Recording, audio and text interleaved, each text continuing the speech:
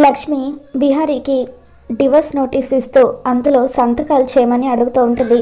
దాంతో బిహారీ అసలు నాకు విడాకులు ఇవ్వాలని నువ్వు ఎందుకు అనుకుంటున్నావు కనుక ఇప్పటికైనా నిజం చెప్పు అని అంటూ ఉంటాడు. దాంతో లక్ష్మి మీరు నాకు విడాకులు ఇస్తే అయినా మీరైనా సహస్ర అమ్మగారితో సంతోషంగా ఉంటారు. అప్పుడు నా దారి నేను చూసుకోవచ్చు. మనది పరిష్కారం లేని సమస్య, అందుకే నేను ఈ నిర్ణయం తీసుకున్నాను అని చెప్పి లక్ష్మి అంటూ ఉంటుంది. నీకు నేనంటే ఇష్టం లేకపోతే నాకు చిన్న దెబ్బ తగిలితే నువ్వెందుకు విలువిల్లాడావు లక్ష్మి? నేను కట్టిన తాళికి విలువిస్తూ ఈ ఇంట్లో ఇంకా ఎందుకు ఉంటున్నావు చెప్పు అని విహారీ లక్ష్మిని ప్రశ్నిస్తూ ఉంటాడు. ఇక దాంతో లక్ష్మి విహారీ గారు ప్లీజ్ దయచేసి ప్రశ్నలతో నన్ను వేధించొద్దు. నేను అడిగినట్టుగా ఆ విడాకుల పేపర్స్ మీద సంతకం చేయండి చాలు. అప్పుడు నా దారి నేను చూసుకొని ఈ ఇంటి నుండి వెళ్ళిపోతాను అని చెప్పి లక్ష్మి అంటూ ఉంటుంది. సరే లక్ష్మి, నువ్వు అడిగినట్టుగానే నేను విడాకుల పేపర్స్ మీద సంతకం చేస్తాను. అలా చేయాలంటే నీ మెడలో నేను కట్టిన తాళి ఉండకూడదు. నేను కట్టిన తాళిని నాకు తిరిగి ఇచ్చేసి అని చెప్పి విహారీ అంటూ ఉంటాడు. ఇక దాంతో లక్ష్మి తన తాళిని గట్టిగా పట్టుకొని దూరంగా జరుగుతుంది. విహారీ గారు అని చెప్పి లక్ష్మి అంటూ ఉంటే నేను కట్టిన తాళికి నువ్వు విలువివ్వని దానివైతే మరి ఆ తాళిని తీసి ఇవ్వమని అడగగానే ఎందుకు నువ్వు దాన్ని ఇవ్వకుండా అలా దూరంగా వెళ్ళిపోతున్నావు? అంటే ఇంకా నీ మనసులో నా మీద ప్రేమ ఉన్నట్టే కదా. విడాకులు ఇవ్వడం నీకు మనస్ఫూర్తిగా ఇష్టం లేదు, అయినా నువ్వు ఎందుకో నా దగ్గర నిజాన్ని దాచిపెడుతూ విడాకులు ఇవ్వాలని అనుకుంటున్నావు అని చెప్పి విహారీ అంటూ ఉంటాడు. లక్ష్మి ఏం మాట్లాడలేక ఏడుస్తూ ఉంటుంది. చూడు లక్ష్మి, ఎప్పుడైతే నువ్వు నేను కట్టిన తాళిని తీసి నా చేతిలో పెట్టి మీతో నేను విడిపోవాలనుకుంటున్నాను విహారీ గారు, మీరంటే నాకు ఇష్టం లేదని చెబుతావో అప్పుడే నేను విడాకుల పేపర్స్ మీద సంతకం పెడతాను. అప్పటి వరకు నేను సంతకం పెట్టను అని చెప్పి విహారీ అక్కడి నుండి వెళ్ళిపోతాడు. ఇక దాంతో లక్ష్మి కుప్పకూలి ఏడుస్తూ ఉంటుంది. విహారీ గారు ఎట్టి పరిస్థితులను విడాకులు ఇవ్వనని అంటున్నారు. ఇప్పుడు నేను విహారీ గారిని ఎలా ఒప్పించాలి? యమునమ్మ గారు అడిగితే ఏం సమాధానం చెప్పాలని చెప్పి లక్ష్మి ఎంతగానో బాధపడిపోతూ ఉంటుంది. ఇక అప్పుడే అక్కడికి వచ్చిన సహస్ర ఇదంతా కూడా చూస్తూ ఉంటుంది. విహారీ బాబా ఏదో ఒక విధంగా ఆ విడాకుల పేపర్స్ మీద సంతకం చేసేస్తే వీళ్ళిద్దరికీ విడాకులు అయిపోతాయి. ఇక బావ పూర్తిగా నా సొంతం అయిపోతాడని అనుకున్నాను, ఇలా జరిగిందేంటి అని చెప్పి సహస్ర అనుకుంటుంది. అసలు సడన్గా ఉన్నట్టుండి ఎందుకు ఈ లక్ష్మి బావకు విడాకులు ఇవ్వాలనుకుంటుంది, ఏం జరుగుంటుంది అని సహస్ర ఆలోచిస్తూ ఉంటుంది. మరోవైపు విహారీ కన్స్ట్రక్షన్ సైట్ దగ్గర అంబిక సుభాష్ ఇద్దరు కూడా ఉంటారు. వాళ్ళిద్దరూ రౌడీల చేత కన్స్ట్రక్షన్ సైట్ దగ్గర బాంబులను ఏర్పాటు చేయిస్తారు. సుభాష్ బాంబ్ బ్లాస్ట్ జరగడం వల్ల బిల్డింగ్ కూలిపోయిందని రిపోర్ట్లో రాదు కదా అని చెప్పి అంబిక తన అనుమానాన్ని వ్యక్తం చేస్తూ ఉంటుంది. ఇక దాంతో సుభాష్ లేదంబిక, ఇవి స్పెషల్గా మన కోసమే తయారు చేసిన బాంబులు, ఎట్టి పరిస్థితుల్లోనూ ఎవరికి బాంబుల వల్ల బిల్డింగ్ కూలిపోయిందని తెలియదు. విహారీ నాసి రకం సిమెంట్ వాడడం వల్ల బిల్డింగ్ కూలిపోయిందని అందరూ నమ్ముతారు.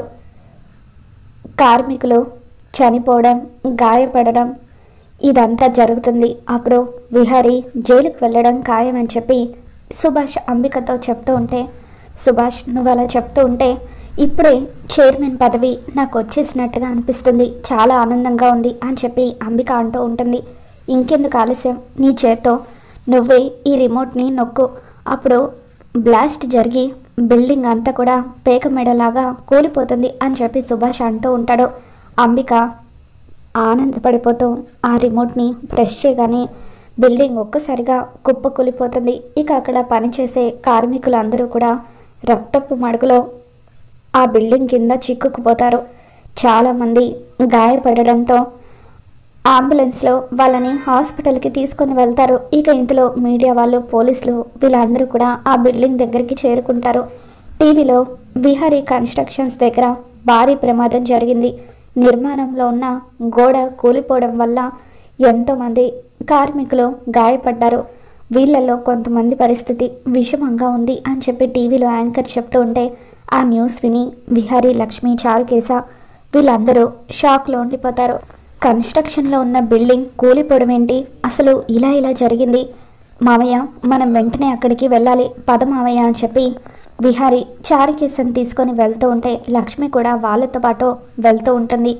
సహస్ర, నేను కూడా వస్తాను బావా అని అంటూ ఉంటే, నువ్వు వద్దు సహస్ర, లక్ష్మి కంపెనీకి ఎండి కాబట్టి నేను చైర్మన్ని కాబట్టి మేమిద్దరం వెళ్తే సరిపోతుంది, అక్కడ పరిస్థితి ఎలా ఉందో ఏంటో, నువ్వు ఇంటి దగ్గరే ఉండు అని చెప్పి విహారీ లక్ష్మిని తీసుకొని ఆ కన్స్ట్రక్షన్ సైట్ దగ్గరికి వెళ్తూ ఉంటాడు.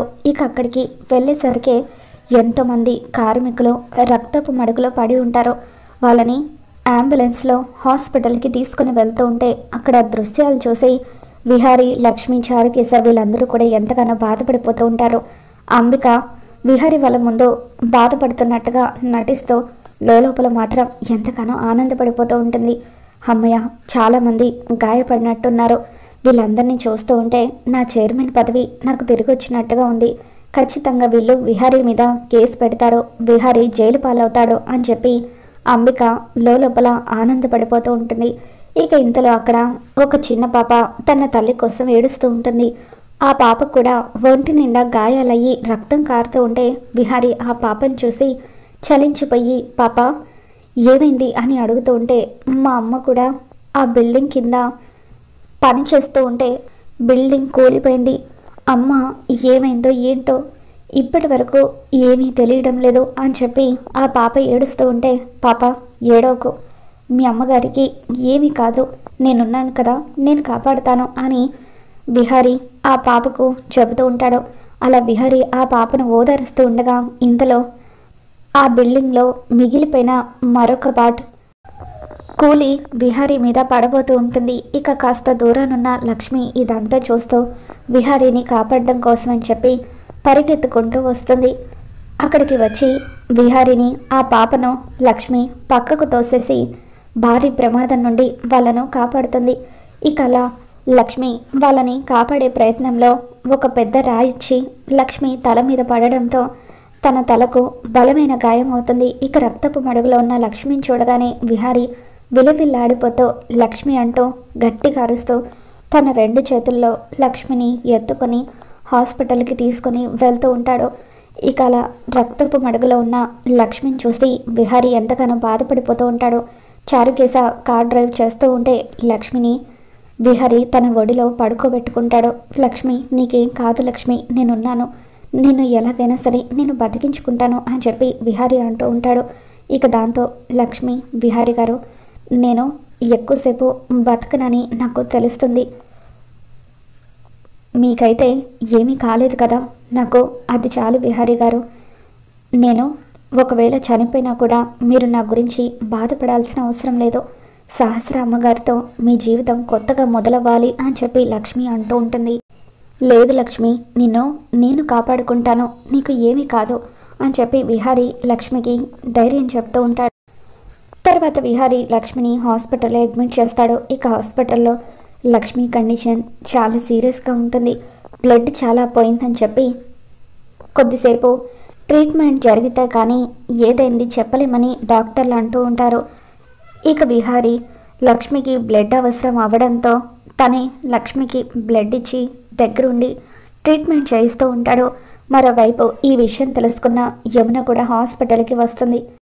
వస్తా, చారుకేశ ఇద్దరు కూడా లక్ష్మిని చూసి ఎంతగానో బాధపడిపోతూ ఉంటే అప్పుడు వస్తా యమునను నిలదీస్తూ, వదిన చూసావా, ఈ పరిస్థితుల్లో కూడా లక్ష్మి విహారీ ప్రాణాలు కాపాడి తను చావు బతుకుల మధ్య కొట్టుమిట్టాడుతుంది, విహారీని లక్ష్మి కాపాడి ఉండకపోతే లక్ష్మి ఉన్న స్థానంలో మన విహారీ ఉండేవాడు అని చెప్పి వస్తా యమునతో అంటూ ఉంటుంది. ఇప్పటికైనా తెలుసుకో వదిన, లక్ష్మి గొప్పతనం ఏంటో, లక్ష్మి విహారీ పక్కనుంటే విహారీ క్షేమంగా ఉంటాడు, వాడికి ఎటువంటి ఆపద దరిచేరదు అని చెప్పి వస్తా అంటూ ఉంటుంది. దాంతో యమున కూడా వస్తా మాటలు విని ఎంతగానో బాధపడిపోతూ స్వామీజీ దగ్గరికి వెళ్తుంది. స్వామి, విహారీ అనుకోకుండా లక్ష్మి మెడలో ముందుగా తాళి కట్టాడు, ఇప్పుడు లక్ష్మి చావు బతుకుల మధ్య ఉంది. వీళ్ళిద్దరిని విడదీయటం కరెక్టా కాదా అనేది నాకేమీ అర్థం కావట్లేదు అని అంటూ ఉంటే, లక్ష్మిని విహారిని విడదీయాలనుకుని నువ్వు చాలా పెద్ద తప్పిదం చేస్తావు యమున. ఆ తప్పిదం కారణంగానే ఈరోజు విహారి చావంచుల వరకు వెళ్ళొచ్చాడు. లక్ష్మి విహారి పక్కన లేకపోయి ఉండుంటే విహారి ఇప్పుడు ప్రాణాలతో ఉండేవాడే కాదు. విహారి బతికుండడానికి కారణం లక్ష్మి అని చెప్పి, లక్ష్మిది విహారిది దేవుడు వేసిన బంధం. ఆ బంధాన్ని విడదీయాలని చూస్తే మహాపాపం తగులుతుంది. ఎప్పుడైతే లక్ష్మి విహారికి దూరం అవుతుందో అదే విహారి జీవితంలో ఆఖరి రోజు అవుతుంది అని చెప్పి స్వామీజీ యమునను హెచ్చరిస్తారు. ఇక దాంతో స్వామీజీ మాటలు విన్న యమున తన తప్పు తెలుసుకొని లక్ష్మిని తన కోడలిగా అంగీకరిస్తుంది. మరోవైపు విహారి లక్ష్మి చావు బతుకుల మధ్య ఉండడంతో తన కోసం అని చెప్పి దేవుణ్ణి వేడుకుంటూ లక్ష్మి బతకాలని కోరుకుంటూ ఉంటాడు. మరి రాబోతున్న ఎపిసోడ్లో ఏం జరగబోతుందో మళ్ళీ మన ఛానల్లో తెలుసుకుందాం. ఈ వీడియో మీకు నచ్చినట్లయితే తప్పకుండా లైక్ చేయండి.